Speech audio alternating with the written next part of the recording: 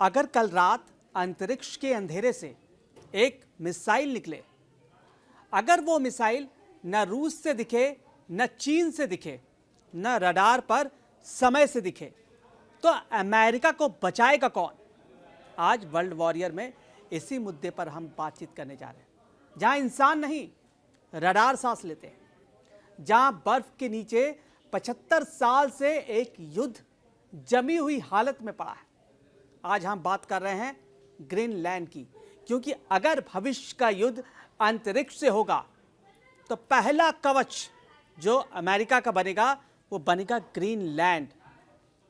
इसी पर आज बातचीत हम लोग कर रहे हैं। ग्रीनलैंड दुनिया का सबसे बड़ा द्वीप जो चारों तरफ बर्फ से ढका हुआ है।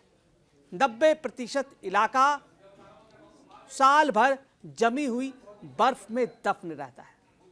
सिर्फ महज 60,000 लोग ही रहते हैं, लेकिन सुरक्षा की दृष्टि से, अमेरिका की सुरक्षा की दृष्टि से यह कितना अहम है? क्यों अमेरिका ग्रीनलैंड को कब्जा करना चाहता है?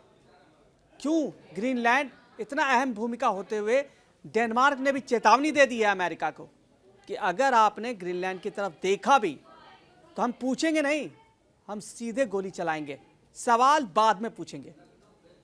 तो हम इसी मुद्दे पर बातचीत कर रहे हैं। हमारे सहयोगी अंकित, ये बताइए, ये जो ग्रीनलैंड का जो इलाका है, जो कि महज 60,000 लोग रहते हैं, वहाँ घूमने जैसी बेहतरीन वादियाँ तो हैं, लेकिन सुरक्षा की दृष्टि से अगर हम अमेरिका की बात करें, अमेरिका की नज़र क्यों गड़ी हुई है ग्रीनलैंड पर?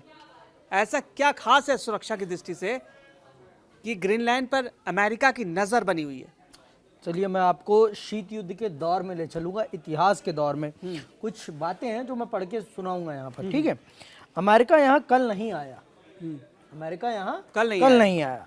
द्वितीय विश्व युद्ध के बाद 1951 में सीक्रेट तरीके से इस बेस को बनाया गया। जो अमेरिका का वहां पर बेस मौजूद है, बना हुआ है, ठीक है? तब दुश्मन था सोवियत संघ। तब कौन था दुश्मन? सोवियत संघ, ठीक है? लंबी दूरी से अमेरिकी बॉम्बर्स यहीं से उड़ान भरते, यहीं ईंधन भरते दुश्मनों तक। यह बेस कोल्ड वॉर का फ्लाइट लाइन पोस्ट रहा, ठीक है? तो ये आप जानिए कि ये जो बेस है, ये जो जगह है, ये अंतरिक्ष के लिए भी बहुत सुलभ है। यहाँ से सैटेलाइट्स को लॉन्च करना, यहाँ से रडार सिस्टम को कैच करना बहुत आसान। मतलब सैटेलाइट की नजर से जो उनका बेस है, सैटेलाइट की नजर से वो नजर रखते हैं रूस पर और चीन पर, जो कि कट्टर दुश्मन है। सामने जरूर हाथ मिला लेते हैं पुतिन और ट्रंप, लेकिन अंदर से तो कट्टर दुश्मन है जी। अर्थव्यवस्था की नज़र से देख लीजिए, डिफेंस की नज़र से देख लीजिए, अपने आप को चौधरी दिखाने की नज़र से देख लीजिए, तो कट्टर दुश्मन है। और इसलिए ग्रीनलैंड इतना अहम है। यही वजह है कि जब अमेरिकी राष्ट्रपति डोनाल्ड ट्रंप ग्रीनलैंड पर कंट्रोल की बात करते हैं तो दुनिया हंसती है, लेकिन पेंटागन बहुत ही गंभीर हो जाता है, क्योंकि ग्रीनलैंड जमीन का एक टुकड़ा नहीं है, सुरक्षा रणनीति है, सुरक्षा रणनीति। और ग्रीनलैंड के उत्तर पश्चिम तट पर एक जगह है पिटुफिक। आज इसे कहा जा रहा है पिटुफिक स्पेस बेस जी, जो कि अमेरिका ने बनाया है इसको, और अमेरिका ने 1951 में बनाया था। ग्रीनलैंड से इतनी बड़ी मदद मिल रही है कि आप ग्रीनलैंड के नज़रिए से, आप नज़र से, वहाँ की नज़र से आप रूस पर निगरानी करते हैं, चीन पर। यही वजह है कि डोनाल्ड ट्रंप हर कीमत पर ग्रीनलैंड पर कब्जा चाहते हैं। बताइए।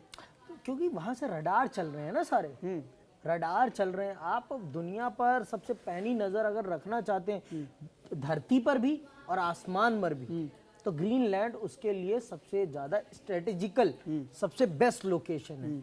इसीलिए मैंने जब कोल्ड वॉर का आपको उदाहरण दिया, तो कोल्ड वॉर का उदाहरण देने के पीछे सबसे बड़ा कारण यही था कि उस समय के सबसे बड़े दुश्मन को भी टैगल करने के लिए ग्रीनलैंड का सहारा लेना पड़ता था। तो यही जब हड़पने की बात होती है ना, तो यही वो सबसे बड़ा कारण है कि वो हड़पना। तो इसके लिए हड़पने की क्या जरूरत है? 1951 से आज लगभग 75 साल तो हो ही गए। 75 साल से जब आप उस बेस को बना लिया, आप अपना इस्तेमाल भी कर रहे हो, उसके लिए कब्जा करने की क्या जरूरत है? देखिए, कब्जा करने की एक लोकतांत्रिक प्रक्रिया से वो सरकार वहाँ चल रही है। वहाँ एक संसद है, वहाँ एक प्रधानमंत्री है, डेनमार्क की स्वायत्ता दे रखा है उनको पूरी तरह से इंडिपेंडेंट चलाने के लिए, और डेनमार्क खुद भी नेटो का सदस्य है। अगर आप ये बताइए, आज अगर युद्ध हो जाता है तो नुकसान क्या होगा, किसका होगा नुकसान? नुकसान होगा नेटो का, नुकसान होगा यूरोपियन कंट्री का। उनका जो भरोसा पहले से ही अमेरिका पर कम होता जा रहा है, लगातार आप देख रहे हैं। और जिस तरीके से अगर ये हमला होता है तो नेटो में एक बड़ी फूट होगी, तो इसका फायदा किसको होगा? इसका फायदा होगा रूस को, इसका फायदा अमेरिका को होगा। अमेरिका को तो होगा ही जी। लेकिन वो चाहते हैं कि नेटो भी टूट होगी ना। नेटो जब कमजोर होगा तो इसका फायदा सीधे सीधे से रूस और चीन को होगा। अमेरिका को भी होगा। मैं आपको समझा देता हूँ क्यों होगा अमेरिका को फायदा। आप एक बात बताइए, अमेरिका को फायदा क्यों नहीं होगा? आपकी सुरक्षा की जिम्मेदारी मेरे मत्थे है। आपको, आप लड़ते कुछ भी हो, और वहां पर आकर खड़ा होना पड़ता है मुझे आपकी सुरक्षा के लिए। तो कहीं ना कहीं एक तरह से आप मुझ पर आर्थिक बोझ हो सुरक्षा के दृष्टिकोण से। अब मैं अगर इतना ताकतवर हूं तो मैं आपको अपने में विलय करा लेता हूं। क्या मतलब है मैं आपकी सुरक्षा करने के लिए खड़ा रहूं? इससे बढ़िया आप मुझ में ही मर्ज हो जाइए, बात ही खत्म। आपकी सुरक्षा, आपसे मिलने वाला आर्थिक फायदा, सब कुछ मेरा हो जाएगा, बात ही खत्म। तो यही उद्देश्य है आज के टाइम पर।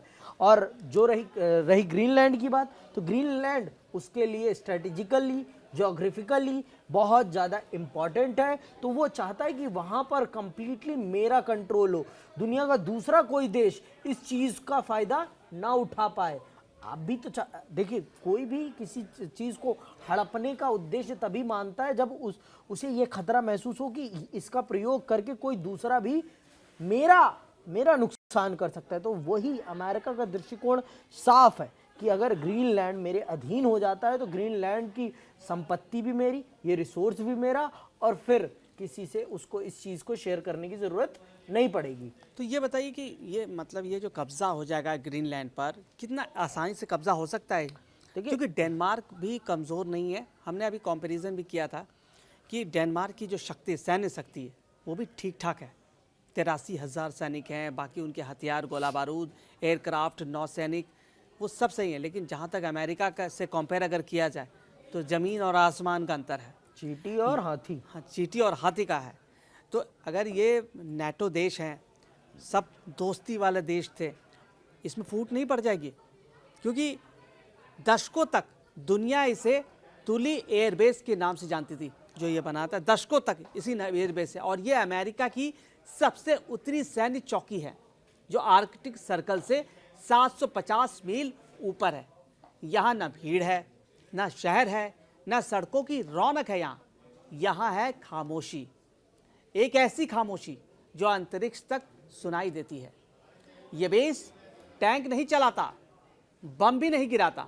ये बेस नज़र रखता है, देखता है कि कब, कहाँ से और किस दिशा से मिसाइल आ रही है, बस इसी पर नज़र रखता है। और ballistic missile early warning radar system इसमें लगे हैं। मतलब अगर बैलिस्टिक मिसाइल अगर आपकी तरफ आ रही है, ये पहले से आपको अलर्ट कर देगा। वही तो मैं और यहाँ से अमेरिका को अंतरिक्ष से आने वाले हर खतरे की पहली जो जानकारी, जो सूचना है, वो मिल जाती है। अगर रूस आर्कटिक के रास्ते पर कोई मिसाइल छोड़ दे, अगर चीन उत्तरी ध्रुव के ऊपर से कोई स्पेस वेपन टेस्ट करे, तो सबसे पहले जो स्क्रीन जलेगी वो P2 में चलेगी। तो इसीलिए तो मैं कह रहा था ना आपसे कि चाहे वो अंतरिक्ष का खतरा हो, चाहे वो जमीन का खतरा हो, सबसे पहले अगर किसी को पता चल रहा है तो वो है ग्रीनलैंड के माध्यम से लगे रडार्स को। और वो रडार्स किसको इंफॉर्मेशन दे रहे हैं? अमेरिका को। तो अमेरिका इसीलिए तो चाहता है कि उसी के पास आ जाए ग्रीनलैंड, जिससे कि कोई और उस चीज का, कोई और उस लोकेशन का, कोई और उस स्ट्रेटेजी का फायदा ना उठा पाए किसी भी दृष्टिकोण से, चाहे वो वैज्ञानिक दृष्टिकोण से हो, चाहे वो सैन्य दृष्टिकोण से हो, कोई भी दृष्टिकोण, जमीन से लेकर आसमान तक नजर रखेगा। एक अधिकार सिर्फ और सिर्फ अमेरिका का अधिकार, यही चाहता है अमेरिका आज के समय पर अपने आप को सर्वोपरि, सर्वोच्च, सर्व शिखर बनाना चाहता है। और यही सबसे बड़ी दिक्कत है दुनिया के लिए और सबके लिए। क्योंकि अगर एक के पास, अब आप जानते हैं आज के टाइम पे शक्ति के भारत, दुनिया में बहुत सारे ध्रुव निकल रहे हैं, जैसे कि भारत भी उसमें से एक है, अग्रणी भूमिका निभा रहा है भारत। लेकिन अमेरिका चाहता है कि ये जो शक्ति का केंद्र वो खुद, शक्ति और ताकत जो है उसका केंद्र वो खुद सिर्फ वो ही बना रहे। बना रहे। इसीलिए वो चाहता है कि ग्रीनलैंड उसके अधीन रहे, जिससे कि वो अंतरिक्ष शक्ति और जमीनी शक्ति पे अपने वर्चस्व को कायम रख सके, ना वहां रशिया पहुंच पाए ना वहां चीन पहुंच पाए। यही वो मूल कारण है जिस कारण से ग्रीनलैंड को हथियाना चाहता है। और ये भी सच है कि ग्रीनलैंड उसका रक्षा कवच है। रक्षा कवच है अमेरिका का। और इस बेस के बारे में अगर थोड़ी जानकारी और जुटाएं तो ये अमेरिकी बॉम्बर्स के लिए ईंधन भरने का स्टेशन भी रह चुका है और यहाँ से लंबी दूरी के विमान उड़ान भरते हैं और यहीं से परमाणु युद्ध की तैयारी भी होती है। दशकों तक पेसिफिक कोल्ड वॉर का फ्रंट लाइन पोस्ट रहा है। यही बात बहुत ही अहम है, बहुत ही अहम है। तो लगातार हमारी दुनिया की हर उथल पुथल, हर जानकारी पर हमारी लगातार नज़र बनी रहेगी। और कल दोबारा हम वर्ल्ड वॉरियर खास शो जो आपका फेवरेट शो है, कल हम दोबारा से लेकर के आएंगे नई विस्फोटक खबरों के साथ। तो लगातार कड़क के तमाम वीडियोस को आप लाइक करें, शेयर करें और कड़क को ज़्यादा से ज़्यादा सब्सक्राइब करें। ये हमारी ताकत भी है, इसलिए आप देखते रहिए हमारा डिजिटल प्लेटफॉर्म कड़क।